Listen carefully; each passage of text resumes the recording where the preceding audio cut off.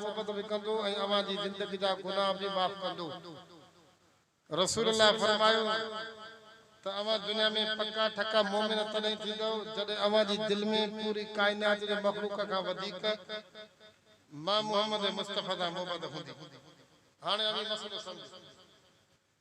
इंसान दुनिया में कॾहिं कंहिं माण्हू सां मोहब्बत करे थो, कॾहिं कंहिं माण्हू सां नफ़रत करे थो। या इंसान जी हिकिड़ी फितरत है, इंसान जे अंदर अल्लाह से मोहब्बत जो भी मादो रखियो आहे त नफ़रत जो भी मादो रखियो आहे। इंसान जेका दुनिया में मोहब्बत करे थो इहा मोहब्बत ॿ क़िस्म आहे। जेका उहा मोहब्बत जेका इंसान जे वस में न हूंदी आहे, तबीयत माइल थी हूंदी आहे, ख़ुद ब ख़ुद इंसान जी मोहब्बत थी वेंदी आहे। पोइ इहा मोहब्बत इंसान जी कॾहिं पंहिंजे पुट सां थिए पई, कॾहिं घरवारी सां थिए पई, कॾहिं दोस्त सां थिए पई। हिकु उहा मोहब्बत जेका इंसान जे अख्तियार में हूंदी आहे उहा ईमानी मोहब्बत हूंदी आहे। उन ईमानी मोहब्बत में दुनिया जूं सभु मोहब्बतूं मोहम्मद मुस्तफा जी मोहब्बत जे मथां कुर्बान करी पवंदियूं। हाणे गैर अख्तियारी मोहब्बत उहा कीअं हूंदी आहे उन जो मिसाल अवांखे मां सम्झायां। हज़रत यूसुफ अलैहिस्सलाम अल्लाह ताला जो नबी हो, उन जे अबे जो नालो हज़रत याकूब अलैहिस्सलाम। हज़रत याकूब के 12 पुट हा। उन 12 पुटन मां हिक जो नालो हज़रत यूसुफ हो, ॿिए जो नालो बिनयामीन हो। इहे पाण में ॿई सक्का भाइर हा। ऐं हज़रत याकूब जा ॿिया पुट हा, उहे वरी पाण में सक्का भाइर हा। 12 पुटन मां हज़रत याकूब अलैहिस्सलाम जी जेका हज़रत यूसुफ सां मोहब्बत हुई, इहा वरी ॿिए कंहिं पुट सां मोहब्बत न हुई। बस हिकिड़ी तबीयत माइल थी पई, हज़रत याकूब जी दिल में यूसुफ जी जगह ठही वई। पोइ मोहब्बत कॾहिं आदतुनि जे करे थींदी आहे, वरी कॾहिं मोहब्बत हुस्न ऐं जमाल जे करे बि थींदी आहे। हज़रत यूसुफ खे अल्लाह साईं जेको हुस्न ॾिनो हो, इहो इंसान जी सोच ऐं सम्झ खां मथे हो। असांजे नबी साईं सल्लल्लाहु अलैहि वसल्लम फरमाता आहियो, मेराज वारी राति जॾहिं ॿिए आसमान ते वयुमि त मुंहिंजी मुलाक़ात मुंहिंजे भाउ हज़रत यूसुफ सां थी। पाण साईं फरमाता हज़रत यूसुफ खे अल्लाह साईं उहो हुस्न ॾिनो जो हज़रत यूसुफ जो चेहरो चोली जे चंड वांगुरु चमकी रहियो। या रसूलुल्लाह जी गवाही आहे। मुफस्सिरीन लिखियो आहे हज़रत यूसुफ खे अल्लाह साईं उहो हुस्न ॾिनो हो जो हज़रत यूसुफ जेकॾहिं कंहिं दीवार खां मटंदो हो, गुज़रंदो हो, त हज़रत यूसुफ जी तस्वीर दीवार ते ज़ाहिर थी वेंदी। इहो हज़रत यूसुफ जो हुस्न। असांजे नबी साईं सल्लल्लाहु अलैहि वसल्लम फरमायो त फइज़ा हुआ कद ऊतिय शतरुल हुस्न। अल्लाह साईं जॾहिं हुस्न जी तक़सीम कई, हुस्न खे विरायो, उन वक़्तु अल्लाह साईं अधु हुस्न हज़रत यूसुफ खे ॾेई करे बाक़ी अधु हुस्न हज़रत आदम खां वठी करे क़यामत जे सभु माण्हुनि जे हवाले करे छॾियो। हर हिकु माण्हू खे पंहिंजे हिसे जे मुताबिक़ हुस्न मिले पियो। अॼु जेकॾहिं थोरो घणो कंहिं माण्हू खे हुस्न आहे त बि सुबुह जे वक़्त में उथी तयार थी करे सिंगार करे तेल फुलेल करे काटन जा कपिड़ा पाए टच मोबाइल खणी करे घर खां निकिरंदो आहे, पंहिंजी दिलि में चवंदो आहे मूं जहिड़ो यूसुफ काइनात में मौजूदु कोन्हे। ज़रे बराबरि हुस्न मिले त इंसान पंहिंजे वस खां ॿाहिरि हलियो वेंदो आहे। हज़रत यूसुफ जो छा हुस्न हूंदो जो अल्लाह से काइनात में अधु हुस्न ॾेई छॾे। हज़रत यूसुफ अलैहिस्सलाम सां पंहिंजो अबू हज़रत याकूब प्यार करे पियो। भाइरनि चयो ही छा मसलो आहे? अबू असांजे नियारे ई कोन्हे जो रुगो हज़रत यूसुफ सां प्यार करे थो। हाणे असां हज़रत यूसुफ खे मारे करे ख़त्म कंदासीं, न होगी बांसुरी, न बजेगी बांसुरी, न यूसुफ हूंदो, न वरी अबू याकूब यूसुफ सां प्यार बि कंदो। भाइरनि प्लान तयार करे हज़रत यूसुफ खे खणी करे खूह जे तरे में फिटो करे आया। हज़रत यूसुफ जी उम्र 16 साल ही। हज़रत यूसुफ जे लाइ कोई रस्तो कोन हो त पंहिंजी ज़िंदगी बचाए वठे, पर दुनिया जो इहो उसूल ऐं दस्तूर रहियो आहे। पूरी काइनात जेकॾहिं कंहिं बि माण्हू खे मारण जो इरादो करे, अल्लाह जी ज़ात बचाइण जे अचे त पूरी काइनात उनखे मारे नथी सघे। पूरी काइनात जेकॾहिं कंहिं माण्हू खे बचाइण जी कोशिश करे, रब जी ज़ात जेकॾहिं उनखे मारण जो इरादो करे त पूरी काइनात उनखे बचाए नथी सके इहो रब जो फैसलो आहे हज़रत यूसुफ खूह जे तरे में हो कोई माण्हू बचाइण वारो कोन हो सगा भाइर वेगा भाइर उहे भी दुश्मन अल्लाह ने हज़रत जिब्राइल अमीन को हुक्म को जिब्राइल अमीन सतें आसमान का मथे सिदरतुल मुंतहा ते मौजूद हुयो जमीन का वठी करे सतें आसमान ताईं 3500 साल जो सफर आहे 3500 साल जे सफर हज़रत जिब्राइल अमीन अख चमका पहिरों तय करे सिदरतुल मुंतहा का लही हज़रत यूसुफ के खूह जे तरे का बाहर कढी पत्थर ते विहारे हज़रत यूसुफ के बचायो हज़रत यूसुफ बची वियो उन खां पोइ मिस्र वारो हिकिड़ो काफ़िलो आयो न हज़रत यूसुफ खणी करे मिस्र जे अंदर पहुचायो ऐलान थियो दुनिया जो खूबसूरत हसीन जमील माण्हू उन जो विकिरो थिए पियो ऐलान खां पोइ मिस्र जा वडेरा भोतार अमीर नवाब सरदार चौधरी सब गजी सजी करे लाइन हणी करे बीठा त कायनात जे सोने माण्हू जो असीं ख़रीद कंदासीं पर वशरऊ बिसमनिन बख्सिन दराहिम मादूद वकानू फी मिन ज़ाहिदीन अल्लाह जा फैसला कुछ ॿिया हूंदा नी मिस्र जो जेको बादशाह होते तेजी घरवारी ज़लीखा पंहिंजे मुड़स सां गजी करे हज़रत यूसुफ खे ख़रीद करे यूसुफ खे पंहिंजे माल जे अंदर हज़रत यूसुफ अलैहिस्सलाम जॾहिं माल में पहुतो त यूसुफ जे हुस्न ऐं ताब खे ज़लीखा बर्दाश्त करे कोन सघी ज़लीखा चयो त छो न हज़रत यूसुफ खे पंहिंजे ॼार में फासाए करे पंहिंजो मक़सद पूरो कयां ज़लीखा 7 वॾा कमरा तैयार कराए हज़रत यूसुफ के 7 कमरे जे अंदर बिहारे बाक़ी सब कमरनि खे ताला हणी हज़रत यूसुफ के पंहिंजो वेझो करे चईंदा यूसुफ अॼु मां तुंहिंजे साम्हूं उन शइ खे पेश कयां थी जंहिंजे लाइ वक़्त जा बादशाह परेशान हूंदा नी महिरबानी करे मुंहिंजी तमन्ना पूरी कर जॾहिं ज़लीखा हज़रत यूसुफ अलैहिस्सलाम के पंहिंजे वेझे करण जो इरादो कयो तो उन वक्त अल्लाह ने हज़रत यूसुफ जी दिल में यह गाल विधी यूसुफ तू सामो निहार यूसुफ कमरे के अंदर भी करे दीवार ने निहारियो तो अब्बे याकूब जी तस्वीर ज़ाहिर थी अब्बो याकूब पांजी आंगुर दंदन जे विच में झले करे फरमाए यूसुफ खबरदार कदे भी ज़लीखा जो मुतालबो पूरो न कंजाए जड़े अब्बो सामो अचियो मुआविन मददगार रब बणजियो हज़रत यूसुफ जी दिल में पुख्तगी अची वई ज़लीखा के धिको दी करे भजन जो इरादो कयो पारे दरबार ते आयो तालो टुटियो बे दरवाजे आयो तालो टुटियो अल्लाह से सतनी दरवाजा ने ताला तोड़ी हज़रत यूसुफ के बचाए दुनिया के मसलो समझायो अज जकरे मां रब यूसुफ के न बचाए सका न बचाया हा तो यूसुफ ज़लीखा जे फितने का बची कोन सके हा यूसुफ के बचाने वारो है यूसुफ जो मुहाफिज मां रब्बुल आलमीन यूसुफ अलैहिस्सलाम बचियो यो यूसुफ अलैहिस्सलाम की जिंदगी जो टियों मरलो कदे खूह जे तरे में कदे मिस्र के बाजार में कदे हज़रत यूसुफ अलैहिस्सलाम ज़लीखा जी जार में ज़लीखा जी मुर्स फैसलो कयो फैसले जे अंदर हज़रत यूसुफ सचो थी वियो ज़लीखा कुड़ी थी पई पंहिंजी घरवारी जे ऐब खे ढकण जे लाइ हज़रत यूसुफ खे बिगैर कंहिं ॾोह जे जेल जे अंदर हज़रत यूसुफ अलैहिस्सलाम हिक रिवायत में 7 साल हिक रिवायत में 9 साल कुछ महीना जेल जे अंदर रहियो हज़रत यूसुफ अलैहिस्सलाम जेल जे अंदर रही करे जॾहिं ॿाहिरि निकितो हज़रत यूसुफ जी ज़िंदगी जा ॿ दौर हा हिकिड़ो इल्म जो दौर हो ॿियो हुस्न जो दौर हो जॾहिं हुस्न जो दौर हुयो त हज़रत यूसुफ हुस्न जे करे कॾहिं खूह जे तरे में कॾहिं मिस्र जे बाज़ार में कॾहिं ज़लीखा जे ॾियार में कॾहिं हज़रत यूसुफ हुस्न जे करे जेल जे कटारे में पर जॾहिं जेल जी ज़िंदगी खां ॿाहिरि आज़ाद थियो इजअलनी अला खज़ाइनिल अर्ज़ इन्नी हफ़ीज़ुन अलीम पंहिंजे इल्म खे अची करे ज़ाहिर करे मिस्र जे बादशाह खे चए त मिस्र जूं वागूं मुंहिंजे हवाले करे दुनिया जो आउं अमीन इंसान भी दुनिया जो वडो आलिम भी आया हज़रत यूसुफ अलैहिस्सलाम जॾहिं इल्म जो नारो हयो अल्लाह से जिंदगी जा सब टुकड़ा हिकड़े लाज़िम लाए मिस्र मुल्क जो उनके बादशाह बणायो हज़रत यूसुफ मिस्र मुल्क जो बादशाह बणियो मसलो समझ में आयो त इल्म जो दर्जो वो हुस्न का मथे आहे इल्म जो दर्जो वो अमल का मथे आहे हुस्न जे करे इंसान के दुख ऐं तकलीफ़ां ॾिनी पर इल्म जे करे अल्लाह से इंसान के जेको बादशाही नसीब कंदो हज़रत यूसुफ अलैहिस्सलाम मिस्र मुल्क जो बादशाह बणियो तंहिंखां पोइ हिकिड़े मर्तबे काबतुल्लाह जे अंदर आयो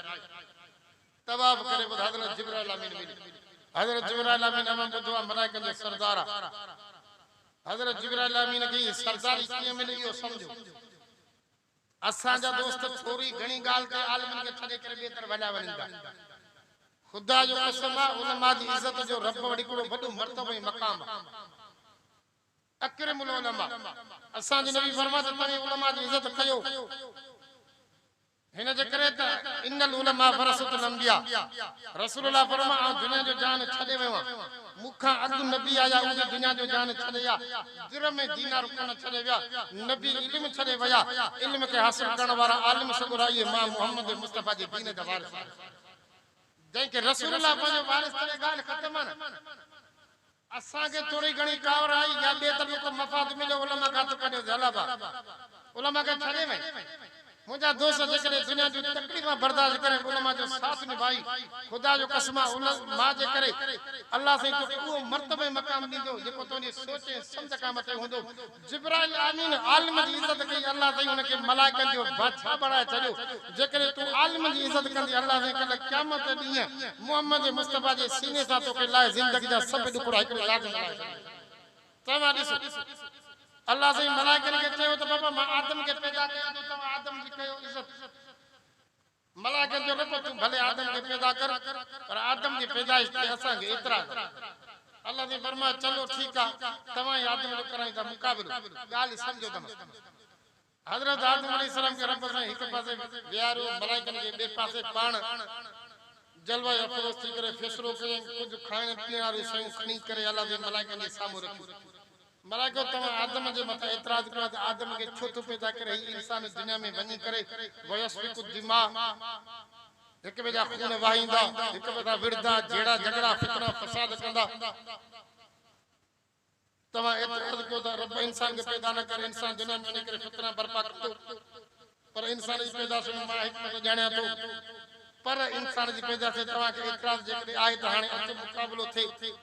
अल्लाह से खाने पीने शयूं खाए करे मलाइकन के सामने रखूं कोप हो वटी गिलास हो छबी बिहाणो हो रिली ही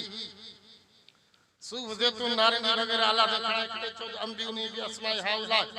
तवा आदम दे इतराज कयो जो खबर भला हिन शयुनि जा तव्हां के नाला अचनि था ॿुधायो मूंखे नाला हाणे मलाइकन खे कहिड़ी ख़बर त हिन गिलास में पाणी पियो मलाइकन खे कहिड़ी ख़बर त रात जो वक़्त में रिलीज मथां आराम कबो आहे विहाणे खे पंहिंजे कंध जे हेठां ॾिबो आहे मलाइकन खे कहिड़ी ख़बर त सूफ़ खाइबो आहे सिहत जे लाइ मुफ़ीद आहे मलाइकन खे कहिड़ी ख़बर त थकावट खां पोइ चांहि पीबी आहे मलाइकन खे कहिड़ी ख़बर त हे वठी आहे सियारे में साग ऊन्हारे में हिन में दाल विझबी आहे मलाइक खाइण पीअण खां पाक हुआ लाजवाब थी करे फरमायो ला इल्म लना इल्ला मा अल्लमतना इन्नका अंतल अलीमुल हकीम रब असां खे कोई इल्म नहीं जेके तू असां खे इल्म ॾिनो आहे रुगो एतिरो ई ॼाणूं था बाक़ी असां वधीक कुझु बि ॼाणूं नथा ॼाणूं मलाइक लाजवाब थी पिया अल्लाह से सभु शयूं खणाए करे आदम जे साम्हूं रखियूं आदम जी मुंहिंजा रब आदम हिन शयुनि जा नाला ॿुधाए आदम इंसानो ख़बर हुई त गिलास में पाणी पीबो आहे आदम इंसानो ख़बर हुई त कोप में चांहि पीबी आहे आदम इंसानो ख़बर हुई त हिन वटी में साग खाइबो आहे आदम खे रिली बिहाणे चादर जी ख़बर हुई सूफ़ ज़ैतून नारंगी जी ख़बर हुई आदम वठी करे गर्दान शुरू कयो रब ही कोप ही वटी ही गिलास छबी बिहाणो रिली फड़ फड़ करे समूरन शयुनि जा नाला ॿुधायो मुकाबलो थियो मुकाबलो ख़त्म थी वियो आदम मुकाबलो खटी वियो मलाइक मुकाबलो हाराया अल्लाह से फरमाया मलाइको तव्हां आदम जे विच में मुकाबलो थियो तव्हीं मुकाबलो हाराई जाहिल बणजी वियो आदम मुकाबलो खटी करे आलिम बणजी विया जाहिल माण्हू जे मथां फर्ज़ आहे हू आलिम जी इज़त करे हाणे तव्हां आलिम जी इज़त कयो रब असां आलिम जी कीअं इज़त कयूं अल्लाह से फरमाया पंहिंजी इज़त वारी पेशानी आलिम जे साम्हूं झुकायो सजदो कयो रब हुकुम कयो मलाइकनि पंहिंजी पेशानी ज़मीन ते रखी हिक रिवायत में 500 साल ते मलाइक पंहिंजी पेशानी आदम जे साम्हूं रखी वेठा हा पर सभ खां पहिरियों पेशानी रखण वारो जिब्राइल आमीन हुयो सभ खां पहिरियों पेशानी खणण वारो जिब्राइल आमीन हो अल्लाह साईं जिब्राइल आमीन जी इन अदा ते एॾो ख़ुशि थियो जो जिब्राइल हिकिड़े आलिम जी इज़त कई अल्लाह साईं जिब्राइल खे मथे ते ताज रखी करे फरमायो जिब्राइल क़यामत तक तू मलाइक जो सरदार छो तू हिकिड़े आलिम जी इज़त कई आया समझ में आलिम जी इज़त का मामूली शइ थोरी आहे थोरी गाल थी छॾे आलिम जी जमात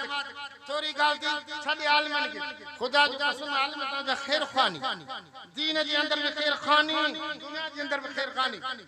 आलिम जा तव्हां दीन में दुनिया में भी मोहताज आहियो कल क़यामत ॾींहं में तव्हां उलमा जा मोहताज हूंदो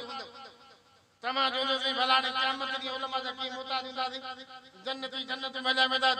जान में असां भला कीअं क़यामत ॾींहुं उलमा जा मोहताज हूंदासीं तव्हीं ॾिसो हाणे हदीस में इंदो अल्लाह से हिसाब किताब वठंदो और असां ॿुधो हिसाब किताब वठी करे जन्नती माण्हुनि खे जन्नत में रवानो कंदो, जानमी माण्हुनि खे जान में हलो। अल्लाह साईं जन्नती माण्हू खे जॾहिं जन्नत में पहुचाईंदो, जेको बि जन्नती माण्हू हूंदो उन खे उमिरि 33 साल मिलंदी, हज़रत ईसा वारी उमिरि। जेको माण्हू जन्नत में पहुतो उनखे कद हज़रत आदम वारो मिलंदो, 60 हथ 90 फुट। जेको माण्हू जन्नत में पहुतो उनखे हुस्न हज़रत यूसुफ अलैहिस्सलाम वारो मिलंदो, कायनात जो अधु हुस्न। जेको माण्हू जन्नत में पहुतो उनखे अल्लाह जी आवाज़ हज़रत दाऊद अलैहिस्सलाम वारो ॾींदो। हज़रत दाऊद जॾहिं ज़िक्र कंदो त पखी उॾंदड़ बी रहंदा, वण झूमी पवंदा, वहंदड़ पाणी खे ब्रेक लॻी वेंदी। इहो हज़रत दाऊद जो आवाज़ आहे। जन्नती माण्हू खे आवाज़ दाऊद वारो। जन्नती माण्हू जॾहिं जन्नत में पहुतो अल्लाह साईं उनखे अखलाक हज़रत मुहम्मद मुस्तफ़ा वारो नसीब करे छॾींदो। इहो रसूलुल्लाह जो अखलाक हुयो। पंहिंजा त ठहियो पर पराया बि, दोस्त त ठहियो पर दुश्मन बि। मुहम्मद मुस्तफ़ा जे अखलाक खे ॾिसी कलमो भरे मुहम्मद जा ग़ुलाम बणिजी विया। अखलाक मुहम्मद मुस्तफ़ा वारो, कद हज़रत आदम वारो, आवाज़ हज़रत दाऊद वारो, हुस्न हज़रत यूसुफ वारो, हुस्न हज़रत यूसुफ वारो, उमिर हज़रत ईसा वारी। इहा जन्नती माण्हू खे अल्लाह जे तरफ़ां नेमत नसीब कई वेंदी। घटि में घटि जन्नती माण्हू खे 72 हूरा, न ॾींहुं हूंदो न राति हूंदी, न थकावट हूंदी न परेशानी हूंदी। हमेशह उमिरि 33 साल रहंदी। औरत जी उमिरि 17 साल हूंदी। घटि में घटि माण्हू खे 72 हूरा हूंदियूं। लकुम फीहा मा तस्तही अनफुसुकुम वलकुम फीहा मा तदउन वफी शुगलिन फाकिहून हुम वअज़वाजुम फी ज़िलालिन अलल अराइक मुत्तक़ून। नौजवान नंढियूं नेटियूं तव्हांखे घरवारी मिलंदियूं, नौजवान नंढियूं नेटियूं तव्हांखे हूरा मिलंदियूं। अल्लाह साईं फरमाए तव्हांखे कंहिं बि क़िस्म जी परेशानी न हूंदी। जिस्म ते जेको वॻो हूंदो उहो पुराणो कोन थींदो। सभु नेमतूं अल्लाह साईं जन्नती माण्हू खे ॾेई चवंदो जेका शइ घुर तोखे मां ॾियां। जन्नती माण्हू चवंदा रब असांखे कहिड़ी शइ जी ज़रूरत आहे, न हुस्न जी खोटी आहे, न रब असांखे कद जी खोटी आहे, न अखलाक जी खोटी आहे, न आवाज़ जी खोटी आहे। रब असांखे कंहिं बि नेमत जी ज़रूरत न आहे। अल्लाह साईं फरमाए तव्हां सोच वीचार कयो। जॾहिं रब चवंदो सोच वीचार कयो, हाणे हिननि खे दिमाग़ में ॻाल्हि ईंदी, चलो ठीकु आहे। दुनिया में उलमा जी कढ लगासीं, उलमा जी इज़त कयासीं, उलमा जी जमात में रहियासीं, उलमा जे चवण ते वोट ॾिनोसीं, उलमा सां मोहबत कईसीं, उलमा जी इज़त ऐं आबरू कईसीं। अल्लाह सां इन अमल जे करे जन्नत ॾिनी आहे। हाणे रब चए थो सोच वीचार कयो, हलो भला त उलमा खां पुछा कयूं असां रब खां कहिड़ी शइ घुरूं। सभु माण्हू जन्नत गॾिजी सॼी उलमा वटि ईंदा। उलमा चवंदा तव्हां इंतज़ार कयो, असीं पाण में मशवरो करे वठूं। मजलिस शूरा जो इजलास हूंदो उलमा जो, प्रोफेसरनि जो न, लेक्चररनि जो न, मास्तरनि जो न। भले अल्लाह जी सदके इज़त ॾिनी आहे पर उलमा जो मर्तबो मकान सभ खां मथे आहे। उलमा जो इजलास थींदो, इजलास थियण खां पोइ ॻाल्हि तय थींदी। जन्नती माण्हू तव्हां गॾिजी सॼी करे रब खे चयो रब हिकु नेमत रहियल आहे, उहा नेमत असांखे मिले। उहे माण्हू चवंदा साईं कहिड़ी नेमत? त रब खे चयो वञी करे रब तूं असांखे पंहिंजो दीदार कराए, दीदार कराए। हाणे जन्नती माण्हू चवंदा त वॾी त नेमत रहियल ई,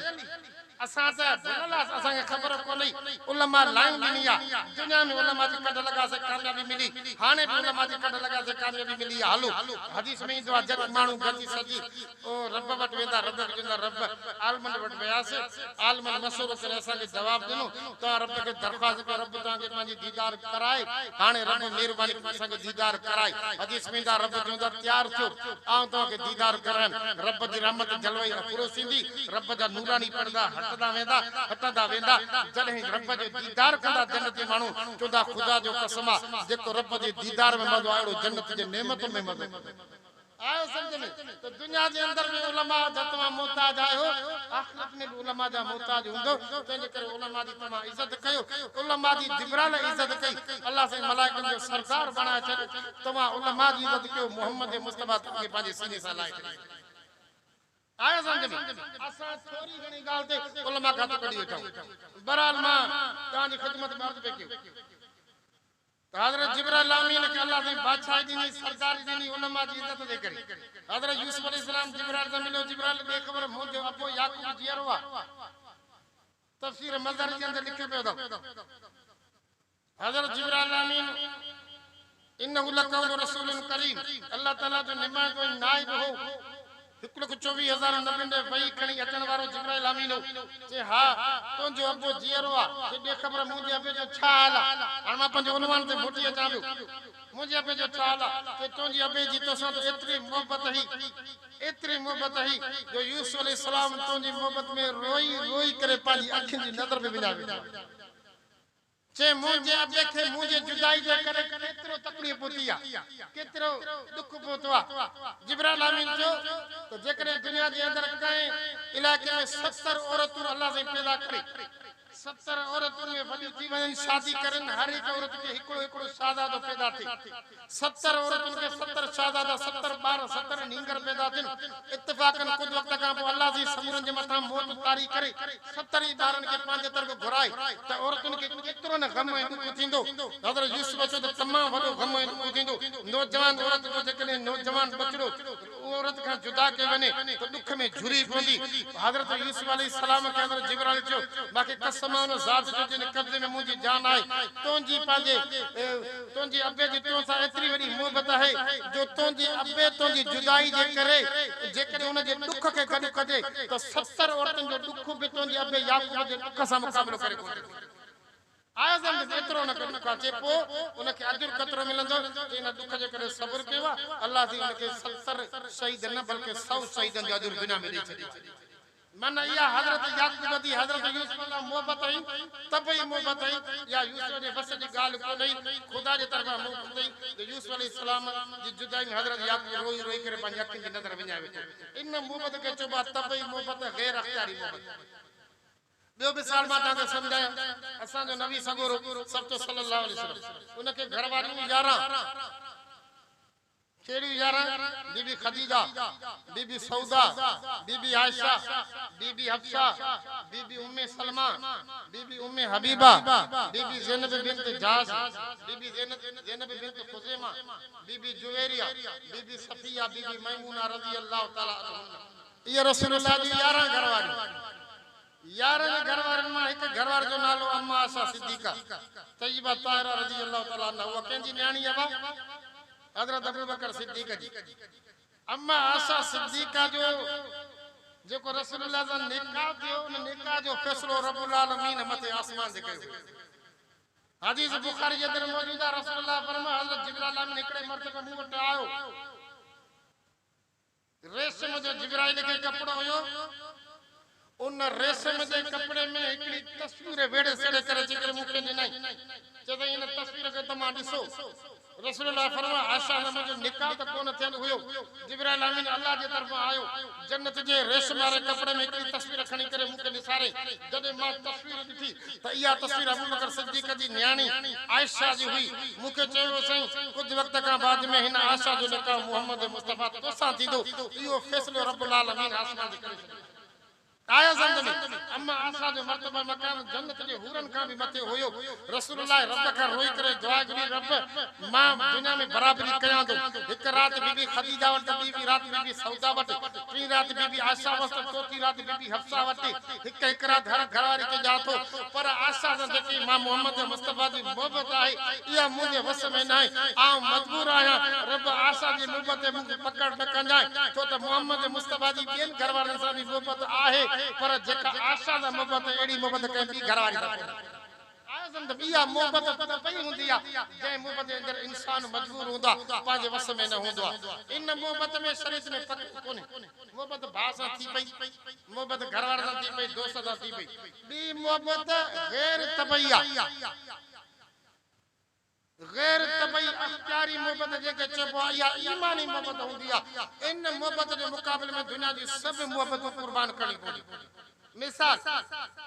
हिकड़े पासे पुट जी मोहब्बत आहे ॿिए पासे पीउ जी मोहब्बत आहे घरवारी जी मोहब्बत आहे हिकड़े पासे मोहम्मद मुस्तफा जी मोहब्बत आहे हाणे जॾहिं मोहम्मद मुस्तफा जे मुक़ाबले में घरवारी जी मोहब्बत अचे पुट जी मोहब्बत अचे दोस्त जी मोहब्बत अचे त समूरे मोहब्बतुनि खे कुर्बान करे मोहम्मद मुस्तफा जी मोहब्बत जे मथां जेको आहे इज़त नीलाम करणी पवंदी पोइ जेकॾहिं समूरे मोहब्बतुनि खे मोहम्मद मुस्तफा जी मोहब्बत जे मथां कुर्बान करे इंसान दुनिया जो जान छॾियो त कल्ह रब्बुल आलमीन हुन जे लाइ जन्नत जा सभु रस्ता आसान करे छॾींदो छो त इंसान उहो दुनिया में पको ठको मोमिन आहे मिसाल तव्हां समझ हमरा शादी करे घर जे अंदर पहुतो शादी करे आओ शहर जी छोकरी वठी आओ नई नेटी छोकरी नौजवान नंढी छोकरी शहर जी पढ़ल लिखल छोकरी घर वाले जो आई ठाई त मुझे मुर्स के चेहरे ते दाढ़ी अरे हे वाली साथियों माके दबे चो तो के मां पढ़ल लिखल मुर्स दी तुम हाने रब माके कोड़ो मुल्लो के चुप दी छडियो घर वार जी सोचे घर वाली मुर्स के चयो खबरदार वेजो नाच जा के छो ते वेजो मा तो के तने छड़ी तुम जने पाजे चेहरे के साफ करे मोहम्मद मुस्तफा जी सुन्नत का हाथ खणो घर वार जी मोहब्बत है मोहम्मद मुस्तफा जी सुन्नत का हाथ खणो दाढ़ी कूड़ वो मुझे वेजो अच पर रसूलुल्लाह फरमा खबरदार दुनिया के अंदर तो के खालिफ यहूद व नसारा यहूदी ने नसारा की मुखालफत करनी पौंदी सही सही मुखालफत कई अल्लाह के नबी फरमा मुछन के नंडो करे दाढ़ी के वधाई जाए खबरदार मत दाढ़ी के नंडो कोती दाढ़ी में मोहम्मद मुस्तफा जी सुन्नत थी मरी त बने पर मोहम्मद मुस्तफा जी सुन्नत का कदे मत नखण जाए घरवार की मोहब्बत दाढ़ी न हुजे हुजूर जी मोहब्बत दाढ़ी हुजे मुंजा दोस्त हाने घरवार जी मोहब्बत के दफन करे मोहम्मद मुस्तफा जी मोहब्बत लाज रख कल क़यामत ने मोहम्मद मुस्तफा तो के सीने से लाई दो जिंदगी का सब टुकड़ा निकले लहजे में नहीं वेंदा आया समझ में या ईमानी मोहब्बत इन मोहब्बत के मुकाबले में दुनिया की सब मोहब्बत के कुर्बान करना पड़े वे मिसाल दवा के समझाया हमरा मेहनत करे कोशिश करे पुत्र के पढ़ायो इत्तेफाक ने पुत्र थी बड़ो ऑफिसर हमरा पुत्र के व्यार करे जो अब मैं गरीब मिस्किन मानू हूं तो के पढ़ाए जहाबा तो नी बड़ी मेहरबानी तुम के पढ़ायो अब मैं जमीन वक्त में माल वक्त में कर दे तो के बड़ो ऑफिसर कहो अब बाण हिए कंजाई कमजोर न थी जाए जातो अते हणी सणी मुके माल कमाए दे तो जमीन भी वठा माल भी वठा आई कुछ डोकड़ व्यक्त कर पीऊ जी मोहब्बत है हराम कमाए मुके डोकड़ दे पर रसूलुल्लाह जी मोहब्बत खबरदार हराम जे वेजो न वेजा हलाल खाई जा पीऊ चवे थो हराम खाई करे डोकड़ मुके कमाए दे मोहम्मद मुस्तफा चे तो खबरदार हराम जे वेजो न वेजा हलाल के न छड़ी जाए हाने इते पीऊ जी मोहब्बत के मोहम्मद मुस्तफा जी मोहब्बत मथा कुर्बान करे पीऊ के पुठी दे करे जेकरे मोहम्मद मुस्तफा जी मोहब्बत जो लाज रखी तो कल क़यामत ने मोहम्मद मुस्तफा तो जो इस्तकबाल करे